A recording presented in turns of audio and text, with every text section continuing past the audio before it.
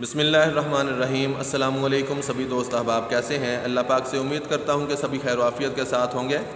آج کا یہ ایک سوال پوچھا گیا تھا کہ اگر جسم کے اوپر کوئی بعض دفعہ دانہ وغیرہ ہوتا ہے یا دانہ وغیرہ نکل آتا ہے، تو اگر بندہ اس کے اوپر خارش کرے یا خود بخود اس دانے سے کوئی خون نکل آئے یا پیپ وغیرہ نکل آئے، تو شریعت مطہرہ اس کے بارے میں کیا حکم دیتی ہے کہ کیا بندے کا وضو ٹوٹ جائے گا یا برقرار رہے گا؟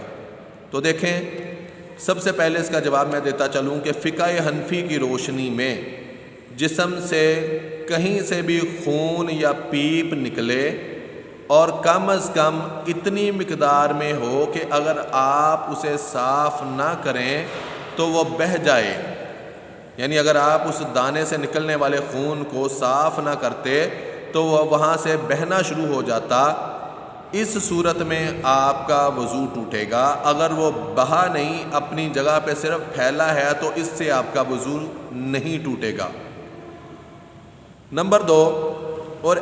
ایسی جگہ سے اگر بہا ہے کہ جس سے آپ نہ تو اسے وضو میں دھوتے ہیں، نہ غسل میں دھوتے ہیں، نہ غسل میں اسے دھونا فرض ہے،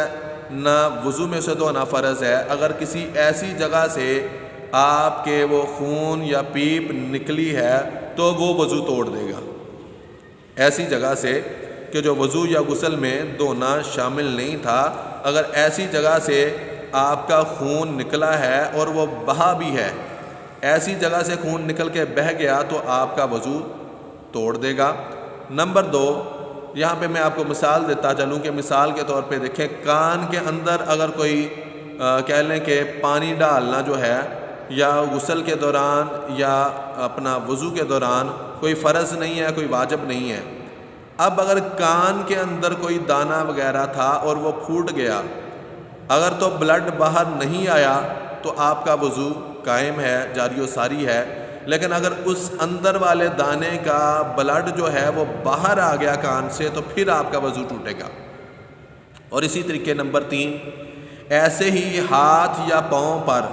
دانہ تھا، اس سے خون یا پیپ نکلا، نہ صاف کرتے تو وہ بہنا شروع ہو جاتا، پھر آپ کا وضو ٹوٹنا ہے۔ یعنی کہ ہاتھ یا پاؤں سے یا وضو والے وہ اعضاء کہ جو آپ کے دھوتے ہیں، وہاں سے بھی اگر بلڈ نکلا ہے یا پیپ نکلی ہے، اگر آپ صاف نہ کرتے تو وہ بہنا شروع ہو جاتا، اتنی مقدار میں نکلتا، تو پھر آپ کا وضو ٹوٹتا۔ اگر وہاں سے وہ بہا نہیں، اپنی جگہ پہ قائم ہے، تو پھر آپ کا وضو نہیں ٹوٹے گا۔ نمبر 4، آپ نے جو صورتحال بیان کی یا پوچھی تھی، جیسا کہ بتایا گیا کہ اس میں خون نکلا تو ہے دانے سے